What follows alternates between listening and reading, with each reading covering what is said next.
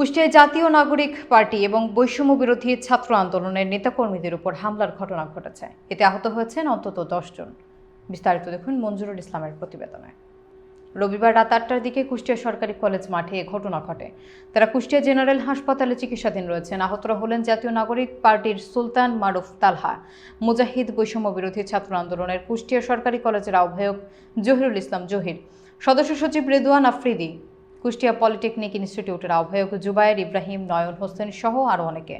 জানা গিয়েছে, কুষ্টিয়া সরকারি কলেজ মাঠে জাতীয় নাগরিক পার্টি এবং কুষ্টিয়ায় বৈষম্য বিরোধী ছাত্র আন্দোলনের নেতাকর্মীদের উপর হামলা করে দুর্বৃত্তরা। এতে অন্তত 10 জন আহত হন। খবর পেয়ে ঘটনাস্থলে যান দলের নেতাকর্মী এবং পুলিশ। আহতদের উদ্ধার করে কুষ্টিয়া জেনারেল হাসপাতালে ভর্তি করা হয়েছে। সুজন নামে একটা ছেলে মাত্র এসে আমাকে ঠেট দিয়ে গেল, বলছে আমি আয়েশকে দেখতে আইছি, বলছে তুমি আমাকে কিছু করবা।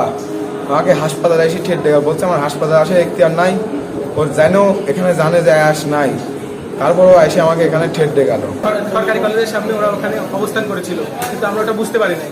ওখানে যাওয়ার ফলশ্রুতিতে আমাদেরকে চরমভাবে তারা ধোলাই করছে আর কি, বিভিন্নভাবে এক একজনের উপর 30-40 জন করে আঘাত করছে, কেল ঘুষি মারছে। তারপর ওদের হাতে বড় বড় হকি স্টাম্প ছিল, তারপরে এমন পর্যন্ত ছুরি ছিল ওদের হাতে। আমাদের প্রায় 25-30 জন আহত হয়েছে, গুরুতরভাবে আহত।